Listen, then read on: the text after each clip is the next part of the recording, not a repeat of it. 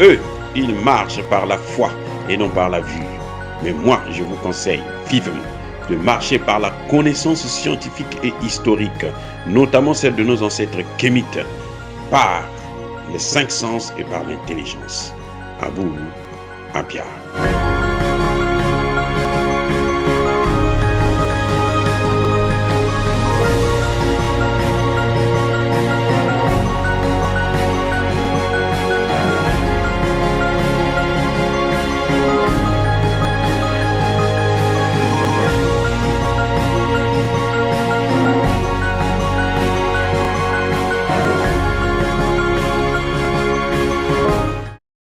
Otep à tous, bienvenue sur la chaîne des panafricanistes par essence, par conviction et par excellence.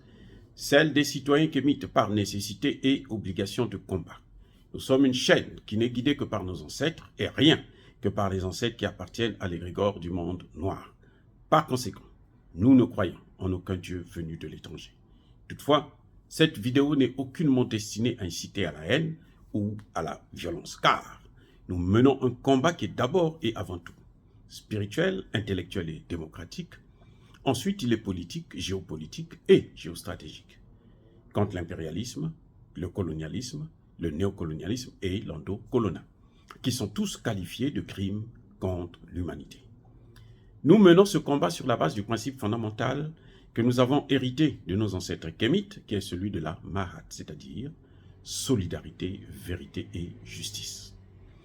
Vous êtes donc en droit de connaître la vérité et nous avons l'obligation de vous dire la vérité, rien que la vérité, afin que justice soit rendue au continent africain. Et ça, c'est notre modeste contribution dans cette noble lutte en faveur de la souveraineté, la dignité, la solidarité et l'unité africaine. C'est exactement ça que nous appelons le panafricanisme. Bien-aimés frères et sœurs, pourquoi Emmanuel Macron est allé en Chine accompagné de Ursula von der Leyen? Eh oui, bonne question. Pourquoi Emmanuel Macron, président de la République française, il part au nom de la France, il n'a jamais été mandaté par l'Union européenne pour aller faire une déclaration quelconque, mais il a été mandaté par le peuple français, il a agi au nom du peuple français, et il prend une escroc notoire, bien entendu, parce qu'elle est mêlée, quand elle était ministre de la Défense en Allemagne, elle a des gros soupçons de malversation financière. Après, à l'Union européenne, la gestion de du Covid aussi, elle est mêlée dans des histoires alors complètement louches. Mais Emmanuel Macron choisit quand même de la prendre pour la mener avec lui en Chine. Pourquoi? Qu'est-ce qui a motivé Emmanuel Macron de prendre Ursula von der Leyen et puis l'amener avec lui dans ses valises en Chine? Oui, ils n'ont pas emprunté le même vol, c'est clair. Emmanuel Macron a pris le vol de la République française et elle est allée comme un vulgaire passager. Mais Emmanuel Macron s'est arrangé à ce qu'il puisse avoir une rencontre tripartite, c'est-à-dire le président chinois, le président français Emmanuel Macron et la présidente de la Commission de l'Union européenne, Ursula von der Leyen. Pourquoi? Les raisons qui ont fait que Emmanuel Macron soit accompagné de Ursula sont les mêmes raisons qui ont poussé Macky Sall à se rendre en Russie avec Moussa Faki. Le chien, écoutez-moi bien, le chien ne change jamais la façon de s'asseoir. Ah oui, vous allez faire tout ce que vous voulez, le chien ne changera pas sa façon de s'asseoir.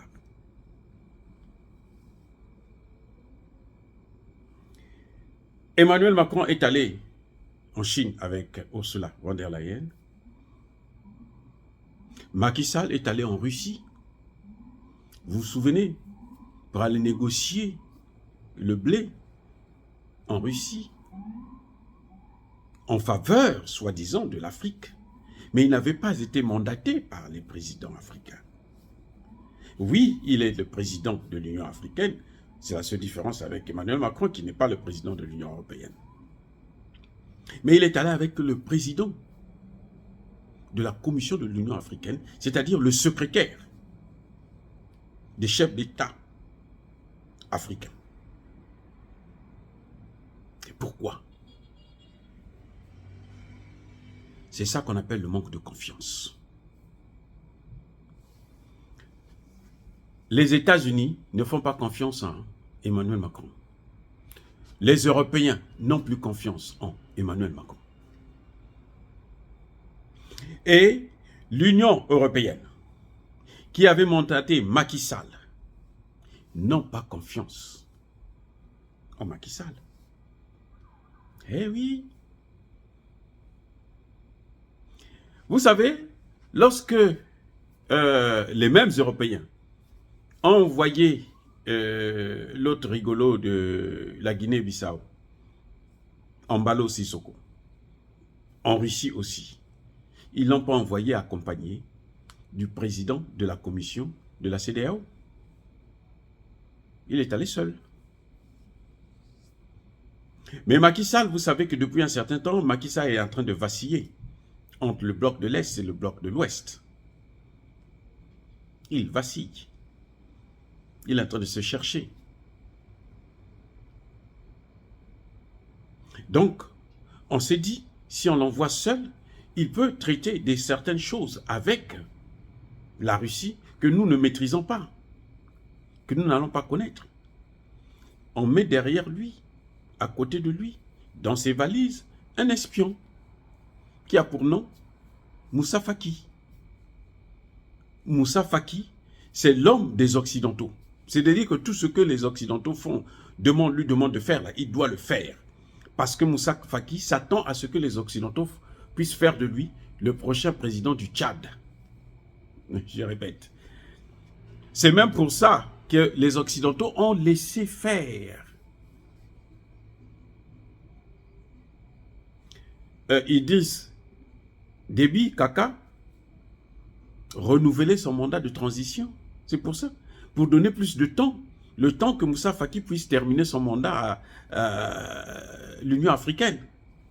Eh oui les gars, c'est pas par hasard. Parce que les Européens veulent le voir à la tête. Est-ce que c'est avec la complicité de Kaka Déby? Ça, je n'en sais encore rien. Mais on va le savoir bientôt. Bref, Emmanuel Macron a été victime de la même politique que lui-même il a contribué à mettre en place. Le manque de confiance. Comme les Occidentaux n'avaient pas confiance en lui, sachant que Emmanuel Macron est chassé partout, même en Afrique, il est déjà mort. On sait que Emmanuel Macron va aller solliciter, va aller flatter le dirigeant chinois et qu'il peut faire des déclarations que il ne souhaiterait pas qu'on puisse se faire. Et d'ailleurs, vous allez le constater, Emmanuel Macron a parlé de Taïwan après la rencontre avec Xi Jinping. Ce n'est pas en face à face. Et oui. Parce que n'oubliez pas que von der Leyen est allée pour massacrer la Chine. Et elle s'est bien fait humilier. Hein. Vous avez vu l'accueil, on les a installés sur des chaises des enfants de l'école, comme des petits étudiants, ou des élèves plutôt, de la maternelle. Et Emmanuel Macron, lui-même, pour bien montrer qu'il va bien apprendre la leçon, il est venu avec son lot de paperasse, son crayon, sa gomme et autres, pour prendre des notes, alors qu'il a toute une équipe qui a voyagé avec lui. Donc vous voyez, ce que vous faites aux autres, ça se retourne parfois sur vous-même. Emmanuel Macron est victime de la même politique que lui, il a mis en place en Afrique. Celle de contrôler les Africains. Où les Américains maintenant le contrôlent. Où les Américains lui imposent une ligne de conduite. Comme lui, il le fait en Afrique. C'est exactement ça qu'on est en train de lui donner. Oui. Tout se paye ici-bas. Le tour des Américains arrivera aussi. Les Anglais ont déjà eu leur part de gâteau. Les Anglais n'ont presque plus de colonies. Personne ne soutient la Grande-Bretagne en Afrique. Non, personne. Ils sont obligés de passer par les Américains pour exister. Donc le tour des Américains aussi arrivera. Déjà, on est en train de voir, la Russie est en train de les neutraliser militairement, montrer que non, ils ne valent rien. La Chine est en train de les rivaliser économiquement, montrer qu'ils sont faibles, ce sont des escrocs internationaux qui vivent sur le dos des autres, qui vivent en frappant, en tuant, en détruisant les États, en divisant, morcelant des pays. Voilà ce qui... Vous allez voir, vous voyez bien que quand Macky Sall part voir Poutine, ce sont eux qui l'ont surnommé d'ailleurs le mendiant du blé. Et jusqu'à preuve de contraire, il va négocier le blé. Ce blé-là ne vient pas en Afrique, ça va en Europe. Parce qu'il a été mandaté par les Européens. Et ils avaient mis Macky Sall pour être sûr que rien ne va être traité entre Poutine et Macky Sall, que les Européens ne vont pas savoir. Et maintenant que Emmanuel Macron veut se rendre en Chine, eh bien, on lui impose, en quelque sorte, Ursula von der Leyen, qui doit venir regarder l'espion, qui doit venir écouter, pour chercher à savoir mettre les choses au clair, pour que Emmanuel Macron ne puisse pas déraper. Jusqu'à preuve de contraire, il s'est plié. Puisque même les déclarations qu'il a faites, après il est venu, il les a corrigées. Il a avoué. Puisqu'il a dit comprendre la réaction des Américains. Eh oui, il a compris la réaction des Américains. Ça veut dire qu'il ne fera plus ça. Donc voilà, même entre États, on peut vous contrôler. Voilà la politique occidentale, la politique américaine. Et ça, ce n'est pas la souveraineté. Personne ne peut vous dire que ça c'est la souveraineté. Ce n'est pas possible. Ce n'est pas la souveraineté. Emmanuel Macron n'est pas un président souverain.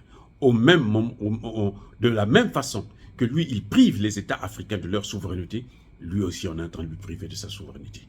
La France est en train de perdre sa souveraineté. Elle l'a déjà perdue et ça va être difficile pour elle de la récupérer.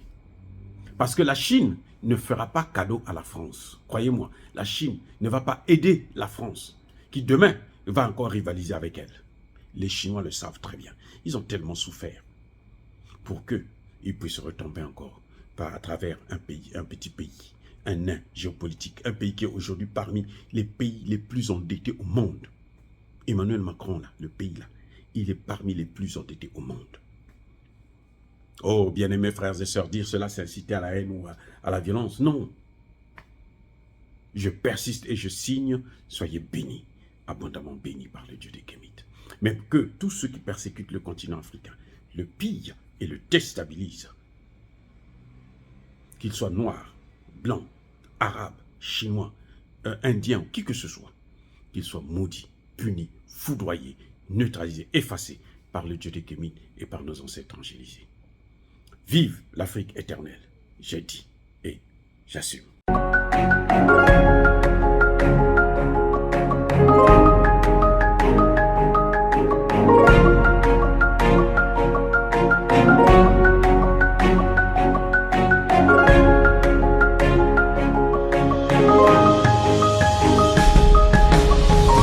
Bien-aimés frères et sœurs, vous connaîtrez la vérité et la vérité vous affranchira. Ça, c'est pas moi qui le dis, c'est la Bible qui le dit. Mais moi, je vous dis mieux. Vous connaîtrez la vérité historique, notamment celle de vos ancêtres kémites, et vous aurez une vision globale de ce que c'est que la vraie souveraineté politique. J'ajoute, vous reviendrez à la spiritualité africaine ancestrale et vous comprendrez les enjeux de l'indépendance économique. Et pour terminer, vous accepterez votre identité culturelle kémite et vous obtiendrez deux choses. La première, c'est la paix. La seconde, c'est le développement, à une condition. L'unité de toute l'Afrique noire, l'unité de tous les Noirs du monde entier.